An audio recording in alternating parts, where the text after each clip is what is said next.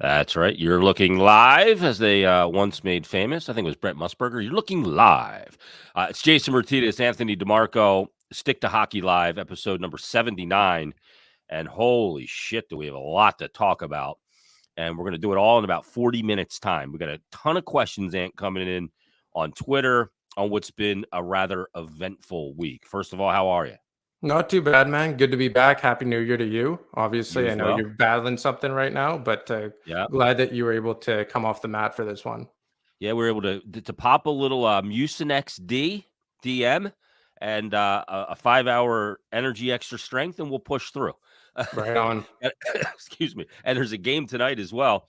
Flyers have Montreal at Wells Fargo Center tonight before they head out on a 3-game trip where they'll head to Minnesota, Winnipeg, and then St. Louis coming up on Monday. I was wondering what it must be like for Jamie Drysdale, who packed for a 2-week trip from Anaheim to go on a road trip. Flew to Nashville, found out he got traded, and only to go, dude, I hope you don't have a cat at home because you're not going to see it again until May. You know what I mean? Yeah. Like, what's that like for a player to, like, you pack for that trip? Now you're going to this trip, and you're going to be in Minnesota and Winnipeg. I imagine he didn't pack for a trip of areas that damn cold. Yeah, for sure. Especially in Winnipeg up here. I mean, Winnipeg's cooler than Montreal, but it's pretty it's pretty mild today in Montreal, but we got a snowstorm last night, another one Friday. So I can only imagine what it's like in Winnipeg.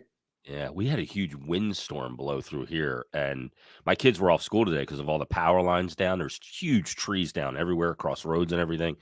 But I digress. We have tons to get into. Before we get into the Cutter Gauthier and Jamie Drysdale stuff, what did you think of what took place on Saturday before the Calgary game?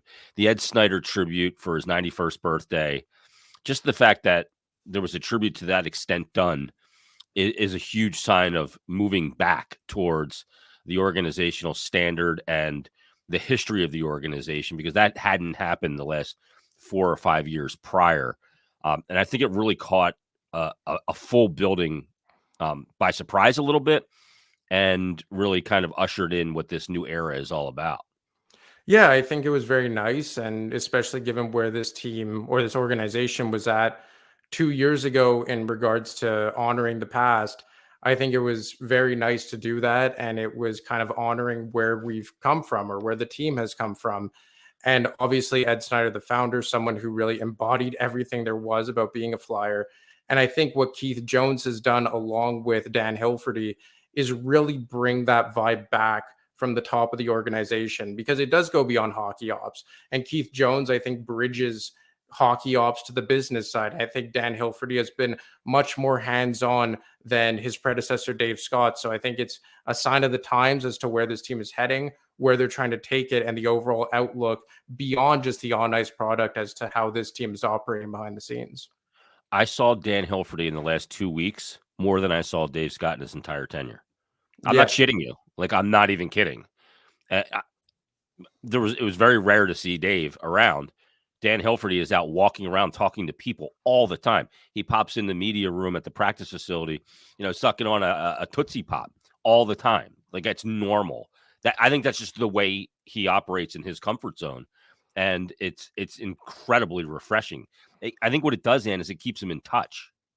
For sure. And obviously hockey ops had their own list of issues under Chuck Fletcher, but I think a major issue the last 5 years or so has been the business side being so out of touch. And I don't want to kick rocks at Val Camillo and Dave Scott, but I think they were very detached as to the history of this team, the history of the city's love with this team, and how important it is to be so close to the fans. And like you said, Dan Hilferty has done an amazing job of trying to rekindle that relationship along with Keith Jones. And it seems like side by side, Jonesy and Hilferty are really trying to make up the gap that has been lost since the passing of Ed Snyder. Yeah, and I don't think it's going unrecognized in the least. I think people are absolutely seeing it, which brings me to my next question, because what took place on Tuesday night, or Monday night, excuse me, about 8 minutes into the game, I'm sitting in the press box next to Bill, and Charlie's a couple seats down, Charlie O'Connor, and I look down, Charlie goes, "Are you on your phone?" And I said, "No." And he goes, "Get on your phone." I go, "Why?" He goes, "Just open your phone." And then Joe Seville came down from Flyers PR and immediately kind of walked behind all of us sitting in the press box and said, We made a trade. Uh, Danny made a move.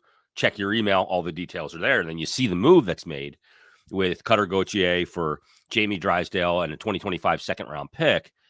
And the area where I want to start with this, Dan, is there was not any reporting on this. The Flyers have been a leaky organization for a number of years. And there's now 3 occasions where 3 really big things happened and it didn't get out. And I'll look to the first one being Keith Jones even being hired.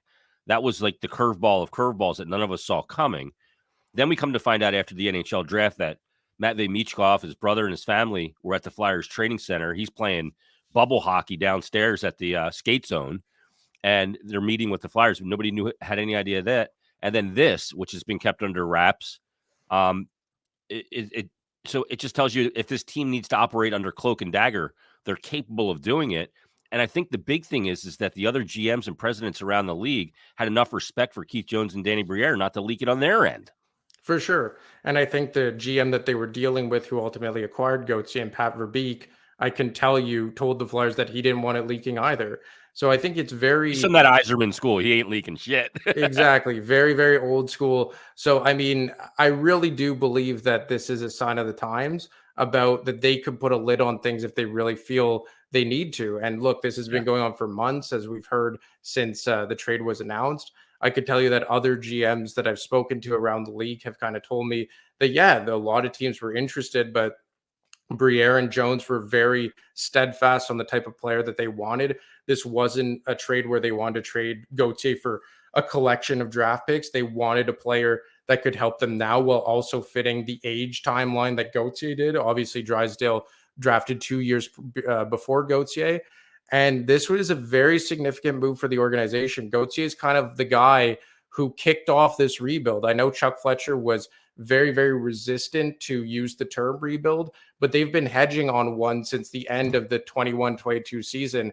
And Gauthier going 5th overall was the first guy to really be the face of that. And then eventually along with Michkov, and a guy that a lot of people, myself included, figured to be one of the faces of this organization for the next decade or so. So, I mean, the fact that he gets traded for Jamie Drysdale, who steps in right away, checks the box of a right shot defenseman who could play on your top pair and run that power play. This is a very big monumental shift in the direction of this organization. Obviously, it leaves a big hole up front because this is a team that doesn't have that high-end talent on their roster and in their pipeline, save for Matvei Michkov. So they're going to have to get to work to find that specifically down the middle of the ice. But in the meantime, it feels like their defense is set for the long term with the acquisition of Jamie Drysdale, who joins an already talented group of players on the roster and in the pipeline on the back end. Is this also symbolic now? Is this kind of I would say it's the signature move because you don't look at the drafting of Michkov as necessarily a move, but this is the first significant move. I mean, look, Danny Briere made the Provorov trade in the summer. That was the first one. And it was able to move Kevin Hayes with some retention, and those were the first ones. But is this really the first symbolic move that tells you kind of how Danny Briere is going to stare this thing in the face and stare down other GMs in the league? Because from what I understand, he talked to upwards of 18 general managers. Some had the, as you wrote in your story, some had the assets to sit at the table, others did not. But he's going to use leverage in the best way he can. And not getting out helps his leverage. And also the World Juniors and the performance of Cutter Gauthier certainly went into having some good leverage and certainly good value. For sure. And they come out with a guy who's already a proven commodity in the NHL, obviously has dealt with injuries early on in his career, and they get a second round pick in 2 years' time in 2025. So Gauthier is someone who probably was arguably one of the MVPs of that World Juniors tournament, obviously has good size and is one of the premier guys in the NCAA right now. And for the Flyers, you're moving off someone who, if he was to stick around and all was good in the hood, kind of to use a slang term, I really believe that he would have been on this team next season and would be making an impact on this team next year. So if you're moving away from Gauthier, which probably became apparent sometime over the summer, you had to find someone who would make an impact during that same timeline. This is a team that I know they've only been vocal about it being a rebuild for maybe 8 months or so, but they've been hedging on a rebuild for close to 2 years. This is kind of like the second year of a full rebuild. In a lot of ways, it's kind of like the third, because 21-22 was Yeah. a year that they bottomed out and were just so bad and traded Giroux for a plethora of assets. Then last year under Torts was maybe the first full year. And now this year, you take that step forward where you have a lot of young guys progressing. So you don't want to come back next year with the same cast of characters and risk being stagnant, or worse, so even worse. That's not good for development, not good for the culture. Yeah. So if you're moving off Cutter Gauthier, who presumably would have been impacting your roster next season, you wanted to bring in someone that could do the same. And Jamie Drysdale is going to do that, and probably do it even sooner. You weren't going to move him and create a hole if you weren't going to fill a very significant and important hole. Let's talk about, all the your reporting's out there as well. What happened? Where's the fracture? Where did things go south? Where did they go sideways? I will tell you, in hindsight, I can look at it now and go, okay, some things make sense. Some things that I witnessed. I'd asked for Cutter a number of times to record interviews for the podcast for Flyers Daily, going back to just before the World Hockey Championship, and then after the Worlds, and then through the summer, and even into the fall. And I just kind of got flimsy responses as to why he didn't want to do it or he couldn't do it. In hindsight, I look back at that now and go, okay, now it makes sense. But where did things go sideways? There's a lot of reporting on this from, Torts was an issue, which I totally don't think is the case, to Kevin Hayes poisoned the well, which again, as Brian asked, he said, I don't think Hayes had dick all to do with this. I think this is as simple as Chuck Fletcher probably promised him he was going to sign him to an ELC and start his ELC clock. Chuck Fletcher was fired on March 10th. Cutter's season ended on March 11th. Danny Briere was hired on March 12th. And they didn't want to start his ELC clock with about 8 games to go in a season that meant nothing. And the player couldn't get over it and didn't give a chance for the Flyers to work their way through it. What are you hearing in that regard?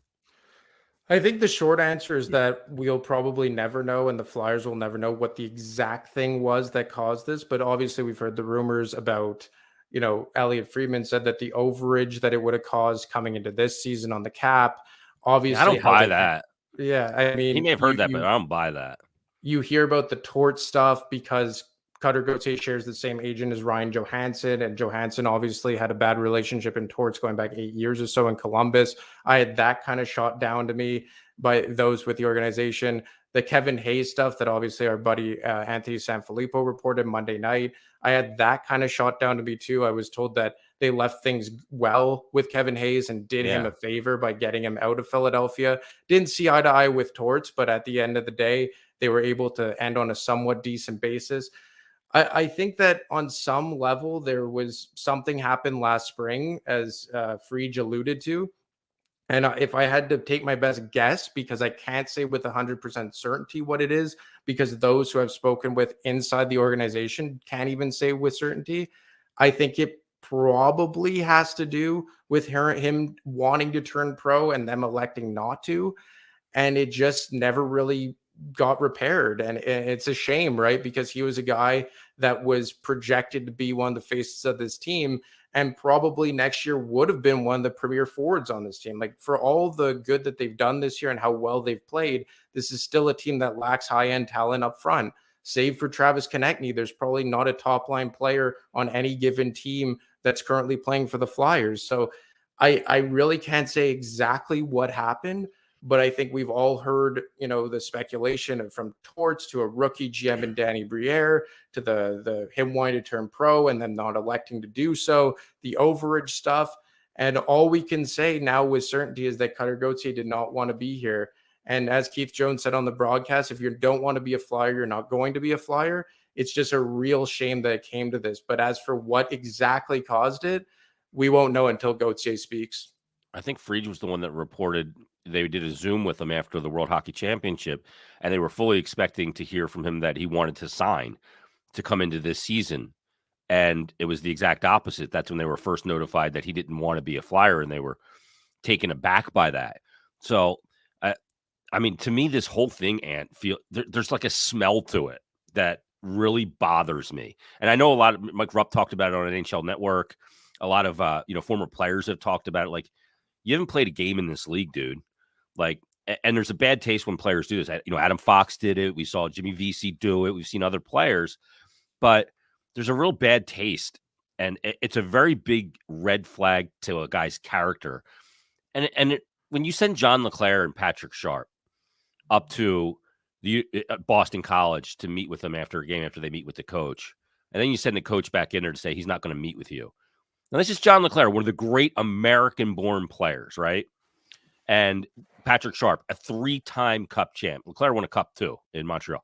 So, and you spurn those guys. And then Keith Jones, Danny Briere, and Patrick Sharp fly to Sweden, which, as I've said, is not like jumping a flight to Dover. They went to Sweden to talk to him after the tournament. The family and the player wouldn't speak with them. There's huge character red flags here that I can't, at that point, I can't move forward because I'm trying to build a culture and a standard around here, and I can't have that invading it, infecting it. You know what I mean? And this rebuild is as much about rebuilding the culture and the character of this team as it is about replenishing the talent on the ice. Like, Totally that's agree. been very, very evident about trying to weed out guys who are problems behind the scenes and problems in the locker room. That's why Tony DeAngelo's in here, and Provorov is in here, and Hayes is in here, and why Scott Laughton has been the only guy to wear a letter for 15 months since Tortorella's arrival. So you want to bring in someone who obviously has a high pedigree and is going to step in and maybe start infecting that, for lack of better words, and start calling his shot before he's even played a game in the NHL. So, I mean, it really is a shame because of the positional box he was going to check. But at the same time, I think that's another thing that maybe not help the Flyers like do this, but maybe made it less impactful, is that I don't think they believed he was going to be a center. And I was I told agree that with you. I don't think other teams believed he was going to be a center. And he's going somewhere. Not going to be in Anaheim. No, because you have Mason Matavish, you have Leo Carlson, Trevor Zegras. If he stays, he's going somewhere where he's going to be a shoot first winger, and a probably damn good one at that. Yeah. And that is still something that they could benefit from. But the way that I see it is you're parlaying a winger into a right shot D, and probably a top line left winger who could put the puck in the net into a top pairing right shot D who could help your power play and move the puck up ice. And look, you probably need both. I think the Flyers now even have more of a what's more valuable, Ant? Yeah, well, right shot D. And now you could probably, like, if you're Keith Jones and Dan Briere, with the talent on the back end on your roster and in your pipeline, you could probably say, like, we're okay on the back end now. Look, they're a bit undersized with York and Drysdale and Emile Andre, but you have Bonk. You have Sanheim, although Sanheim doesn't play big. If you elect to keep Ristolainen, like, you just have a lot of talent back there. And I was told by someone with the organization that it is maybe not ideal to have so many guys under 6 feet, but you have a lot of guys who are going to move the puck up ice, which means you're going to be defending less. Obviously, in recent years, teams have elected more on larger defensemen, but it's not a one-size-fits-all system. And you have a lot of talent back there. And not only that, maybe now you have some pieces on the back end that you could parlay into offensive pieces. So, it's really unfortunate because they needed both, but I'll just come back to the known commodity thing. You're getting someone who could help you in the here and now, as opposed to someone that you were hoping was going to be able to help you in the short term and the long term. Yeah. And you didn't, like you said, it's a known commodity. We don't know fully what Drysdale is going to be. He's a 6th overall pick. He was the number 1 ranked defenseman heading into the 2020 NHL draft. He's an incredible skater. He is going to be a power play upgrade for sure. He does know some of the guys here. He's very close with Cam York and, worked out with Morgan Frost and knows Owen Tippett and some other guys. So that's good. And as Kieran said, he said, I haven't watched maybe 2 minutes of Flyers hockey this season. You're missing a good season, Kieran. You should have got on a little earlier. But I said, but for some reason, this trade has completely changed my opinion on sitting down to watch them. I can't wait to watch tonight. And this is the old line. Any publicity is good publicity. And I think it's an organizational stand, too. And the way the Flyers snapped into action after the deal was announced, Danny Briere, first intermission, boom, spoke with the media. It was pumped right out there, right? Second intermission, Danny Briere went to the radio booth. Keith Jones went to the TV booth. Dan Hilferty went to the snow the goalie thing, and they all said the same thing. If you don't want to be here, you will not be here. I mean, how many times over the last couple of years you got a different answer when you ask the same question to different people? Yep. I mean, that's refreshing. And I think that was what was apparent under Chuck Fletcher and Dave Scott's leadership, is that there was a massive disconnect. And like you said, how in tune was Dave Scott with the on ice product? Was Chuck Fletcher overwhelmed and above his head tenfold with both the president role and the GM role? And maybe he was being pulled in several different directions because his hockey ops staff was saying one thing, but his boss and Dave Scott was saying another because he didn't know anything about the on ice product. But now you have three guys in Hilferty, Jones, and Briere, to say nothing of the head coach and John Tortorella, who we know has a lot of pullback there, all saying the same thing and singing the same song and beating the same drum. And I think that, like I've said several times, as unfortunate as it is that Gauthier, who was going to be a big part of this organization if he would have stayed, was parlayed into another player that is going to be a major part of this. Like, I mean, the thought of Travis Sanheim and Jamie Drysdale as a top pair for the next 5 years. And now Sanheim on the left side. Now Sanheim on the left side. All of a sudden, you have three right shot guys, although I don't know how long Sean Walker is going to be here now. But I mean, they have a lot of options on the back end. And now you're seeing them play 7D tonight, which I think is the right decision because you don't want Zamula out of the lineup. And Nick Seeler has some trade value over the next 2 months. You don't want to pull him out. But all of a sudden, if you're saying that Sanheim and Drysdale are your top pair for the foreseeable future, ideally you want one to emerge as a stud number one guy. But in the meantime, that's a legit top pair and probably the first legit top pair since Provorov and Niskanen 4 years ago. Yeah, and that was short-lived, obviously. Exactly. Really, you may have to go back to Kimo Timonen and Braden Coburn. You know what I mean? Or something like that. And Carl. Yeah, you may have to go back that far, and we're talking decade and a half at that point. We got a shitload of questions, Ant, that came in via Twitter. I put a post out saying that we were doing the show today, and people dropped questions, and they dropped a ton of them. Greg Cellini tweeted in and said, kind of a two-parter. Would be curious if Anthony has heard any rumblings about the next shoe to drop after the addition of Drysdale, and interested in who you both believe is most likely to be dealt, Walker, Risto, Zamula.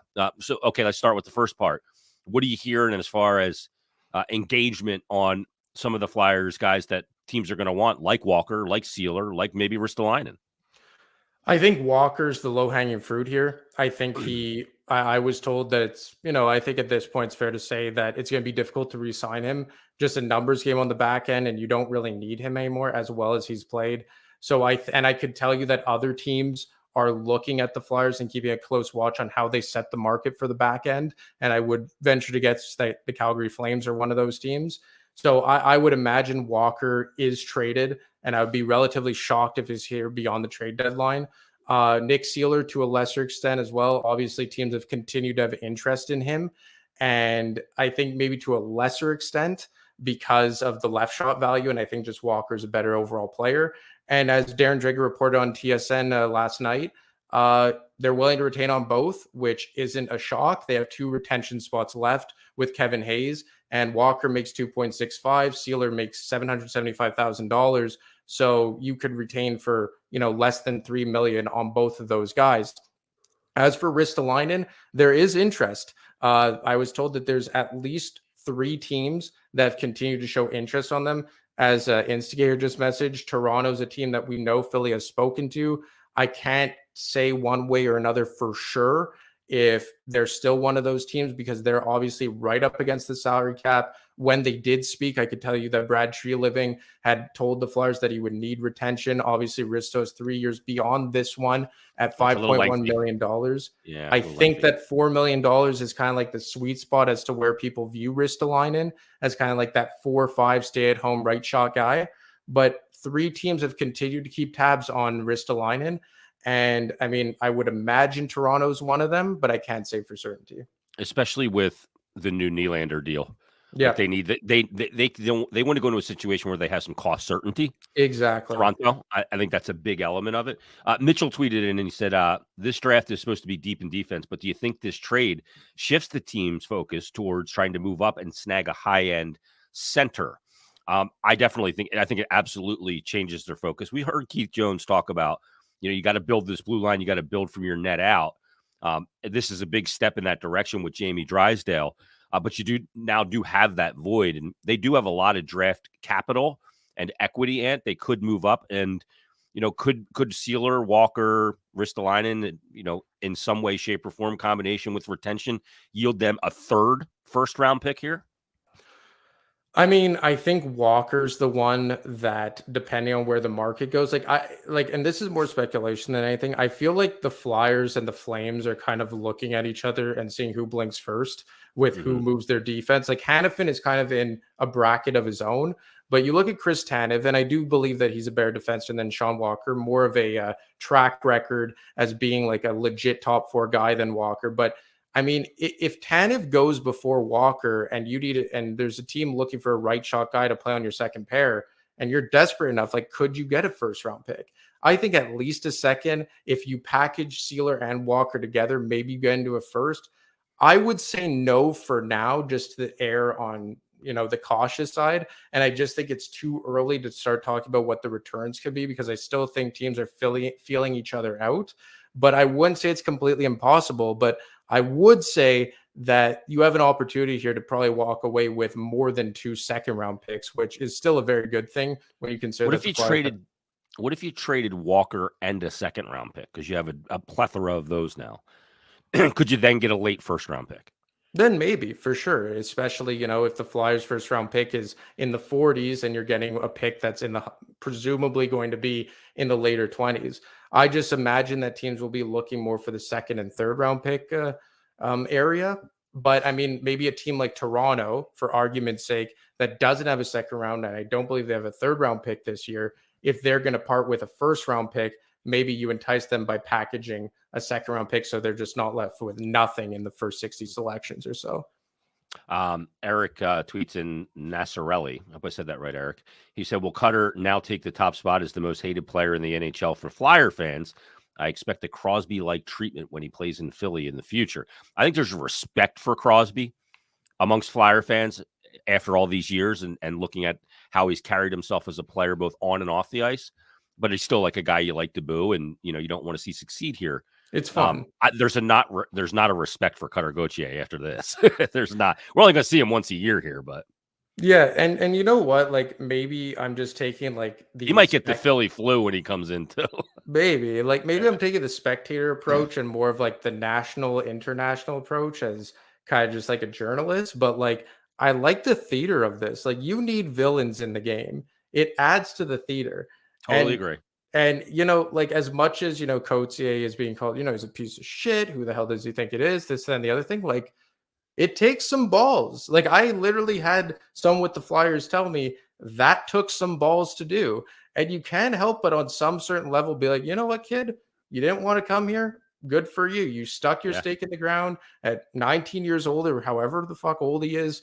And, he did what he wanted to do. Now, do I agree with it? No, probably not the best way to kind of forecast what type of character you have. But I mean, you need villains in the game, and that makes for good theater. So all of a sudden, Anaheim versus Philadelphia is going to be an interesting game to watch. Yeah, it's got some teeth. Michael messages in here on our stream, and he says, Drysdale will be doing plenty of surfing, as Torts puts it, out on the ice, and won't be missing Anaheim at all. He said, I think he and Torts will get along just fine as he becomes an all-around D-man. There's two elements to that. And Michael, your comment is dead ass on. Here's the deal. Torts even said, the first thing I'm going to say to him beyond hello is I want you up the ice more. And if that played out in that phone call when they first talked for the first time, Torts and Jamie Drysdale was probably thinking, oh my God, where have you been my whole life? First of all, you want me to get up the ice more? Excuse me. Which is great. And we see that. That's why Walker, I think, has been such an asset, because he can play in transition so well. And the Flyers play zone, so it allows you to release as a D-man, if you can skate well, to get up the ice and be able to join the rush and almost serve as a winger on the rush a lot of times, like we've seen with Walker. And I think the Drysdale is going to be perfectly built for that. And then the other element, Ant, is the Brad Shaw element. Look at the job he did in Columbus when he was there with Torts. Look at the job he's done here with Sanheim, with York. York didn't make the team last year out of camp. I mean, I think he's looked totally fine in defending at the NHL level as a first pairing guy on the left side. Then you look at the growth of Ristolainen's game, Sealer, who wasn't even really an NHLer, He was a and then castaway. yeah, I mean he was thinking about doing other things. This guy is playing every game. Zamula's now coming along. Like this development of defenders with Brad Shaw and John Tortorella, and Torts being willing to play fast in transition with a player like Jamie Drysdale. This looks like just a fucking grand slam. Well, Drysdale checks exactly what they needed on the back end. Right shot guy, stepping on your top pair, it fits the age bracket of 21 years old. PP1? Oh. Yeah, and could help out up front and specifically on the power play. Like this is something that they needed desperately. As much as they need firepower up front, and they needed, presumably a top line centerman to succeed Sean Couturier for the foreseeable future. They needed some certainty on that back end. As good as Sanheim's played, as well as York has looked, as promising as Bonk and Andre could be, they still didn't have a known commodity to solidify that top pair. And now you have something that's still not a slam dunk because Drysdale and Sanheim both haven't proven to be number ones, either of them. But now there's at least like an outlook that looks maybe possible of you having Sanheim and Drysdale as a top pair for the foreseeable future. It knocks York down a peg. It could give Andre more time to develop. There's not so much riding on Oliver Bonk.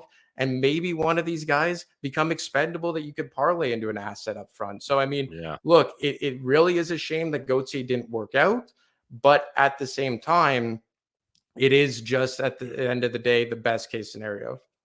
Dan messages in and says, forget about the player. Forget about the fact that it's Cutter Gauthier. Did the Flyers dodge a bullet by getting him out of here?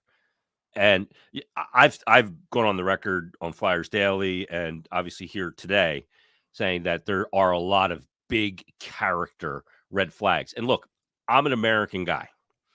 I am a huge proponent of USA hockey. I coached in it for 20 plus years. And I love the growth of USA Hockey. They were World Juniors again. They've won 6 since 2000, the whole thing. But I am not going to bury my head in sand and say that a lot of players that come out of the USNDDP are not incredibly fucking entitled. There's a lot of entitlement in that program. And I think that is one element that they need to clean up. And I think that plays into this. And those character issues. I know Darren Dreger, I think it was, or Pierre LeBrun, alluded that it's some kind of thing in the family. He kind of referred it to as to why he didn't want to come here. I don't know what that means. I can't even fathom what that means. But I think the Flyers maybe did dodge a bullet by getting him out of here because this character issue is something that I would be very leery about now that I know about it in hindsight. For sure, because you're trying to rebuild the character of this team and get out problem kids, and now you'll be bringing someone who would be the antithesis of what you're looking for character-wise. So look, I guess you do dodge a bullet by getting out from someone who could have come in here and really upset the apple cart, and someone who probably would have had a big pedigree or has a big pedigree and would have been looking for special treatment on a certain level, understandably so. So yeah, I would say you dodged a bullet here. Yeah. I'm telling you, the entitlement that's coming out of that U.S. national team development program is real. And I don't know what's going on that needs to be remedied because it's an issue. And look, the whole thing too needs to be remedied a little bit, and too with the players, a 5th overall pick having this much control in this, like that happens in the NBA. I get it, and the NBA is a league run by the inmates, run the asylum. The players run it. They opt out of contracts. They say, I'm not going to play. And they have to capitulate in that league. I don't want that invading hockey on a more prominent basis. It's already invaded it to an extent. We saw VC. We saw, Adam Fox in the way that played out, moved twice just to get his way to New York. Justin I don't want Schultz. that. Yeah, I don't want that invading the NHL. I think it's shite. No, it's unfortunate, but I mean, it's a loophole that maybe in the next CBA they're going to want to clean up for NCAA players. Yeah, totally agree. Nikki P said, did Anaheim request to talk to Cutter before the trade happens to make sure he would play for them? He said, I doubt they would just trade for him in hopes that he would. How does that work? I'm sure there was conversations with the agent When they're narrowing down on a team and potentially making a deal, I'm sure Pat Verbeek's going to want some assurances and that he's going to come in there and play, and that their timeline matches up for when they're going to sign him, presumably at the end of his season this year to start that ELC clock. So I'm sure that those things took place via the agent. Yeah, for sure. And the other thing about this is that I was told that he is going to be playing left wing up there because Yep. of all the centers. So for that to be said, I imagine that there were some conversations. And as much as Cutter probably came off entitled, I can't imagine he would be too picky with his landing spot after not wanting to stay in Philadelphia. So I mean, I imagine that he was just going to make do with wherever he went, specifically in the United States. Um, Garen tweets in and says, "Curious what other offers were in play. Otherwise, I'm excited to get a young D-man prospect. Hope it pans out." Do you know any of the other offers, that other guys that were considered? I know All this is I can't say any other offers specifically or any other team specifically. All I could say is that this was always the type of trade it was going to be. It was never yeah, going to be Cutter Gauthier for a a first, a second, and 26-year third. old or just draft capital. Yeah, draft capital was the example used to me. Like you weren't going to trade Cutter Gauthier for like a cocktail of draft picks. They wanted it to be a hockey trade and someone who could step in right away. And I do think it was either a right shot defenseman or a top six centerman. I really think it was one or the other. And Drysdale was probably the best offer that they got. And like I said, there was a Western Conference team that told me they were interested and they didn't have the assets to really get in on it. And this is a team that they're not one of the best teams in the league, but they're middle of the pack team, and they would have had some decent assets to pony up. So I think Danny Briere and Keith Jones really had an idea of the player they were looking for, and they were steadfast on getting that. And one of the things Torts mentioned was, I love that we're getting the player now. He's 21 years old. He's played a little bit in the league, but there's still a lot of learning he needs to do and coaching he needs to absorb, and a Exactly. lot to be unlocked in his game. So I mean, I think we all know that this kid is an absolute NHL player and could be a real legit top pairing right side guy. In today's NHL, he's the prototype for a right shot defenseman, isn't he? Exactly. He's literally like a modern day NHL defenseman who can move the puck, provide offense, and he's no slouch either. So I mean, it's a really good move. Obviously, you hope that maybe he could turn himself into not even like a Makar or Hughes, but just like a legit number one guy, even if it's maybe on like the Morgan Riley side of things. Like you don't have to be like an elite defenseman, but you could be a number one, right? And obviously, that's still left to be determined. He's 21 years old, but he certainly has that potential. Let me last thing, and we're going to get out of here on this one. There's word now, I think from Frank Saravalli and others, that Zegras is now on the block as well. And everybody's saying, Flyers, go get Zegras too. Go get his roommate, right? I know those two were very tight there. I'm leery of Zegras. I love the skill. I'm a little leery of the commitment to doing what it's going to take for a team to win when it comes to Zegras. Is Zegras a place the Flyers could look to add some center depth and rekindle another conversation with Pat Verbeek out there in Anaheim? I can't say Zegras specifically, but what I can tell you, and I've been told this several times, is they're very aware of their lack of talent down the middle, both right now and moving forward. And that is something that they were looking to tackle before this trade. And I imagine it has probably shot to the top of their list post trade. So I haven't heard Zegras specifically, but he certainly fits the bill. Age and position wise is something they'd be looking for, because I don't think this is a team that wants to come back in next year with the same group. And as of right now, up It's front, interesting. there's not going to be a graduation, especially with Gauthier gone. Michkov is what, 2 years away. In the Hmm. Phantoms, maybe Denwyer, maybe Lexell, but they're not going to blow your doors off in the top six. This is a team that if you make no outside acquisitions, you're coming back more or less with the same forward group next year. And I don't think that's something they want to do and something they want to risk being a stagnant season. You want to take that next step forward like they did this year. So I can't say Zegras specifically, but I would be shocked if Danny Briere and Keith Jones aren't scouring the trade market for a centerman who can make an impact similar to what Jamie Drysdale does. And certainly Trevor Zegras is one of those guys that would fit that bill. It's interesting because Torts this week on Hockey and Hounds mentioned to me when I was taping him on Monday, and it's out there now. You can find on the Flyers YouTube channel and on the podcast feeds. He did mention to me more subtraction. And like you said, there's not guys graduating out in the forward group because of contract. Um, there could be more subtraction there to make room for a young player that fits the timeline of this rebuild. And whether that's a draft pick, that's unlikely that a draft pick's going to step right in unless you're drafting in the top 3. But there could be, maybe they get into the free agent acquisition this summer, or maybe it's just a hockey trade to help a team now for some long-term help down the road, up the middle, or in that top 6 for sure. So certainly a lot there to get into. And great stuff. Where can people read your stuff? At thefourthperiod.com. I know that for sure. Obviously, fourthperiod.com story dropped today, kind of putting a bow on the Cutter go-to stuff and what dominoes could fall as a result of that move. So go check it out. It dropped about 3 hours ago. I will say that I have already read it, and it was a finely written piece. So check that out on thefourthperiod.com. Make sure you follow Ant on Twitter at @DeMarco25. And everybody, thanks for listening. Make sure you like and subscribe. If you're watching this on YouTube, make sure you leave us a 5-star rating and review. And that'll help other hockey fans, Flyer fans find this content. And great stuff, man. We'll talk next week. And as the world turns, I guess is the terminology. Everybody, thanks for listening. Thanks for watching. We'll talk to you next time on Stick to Hockey Live.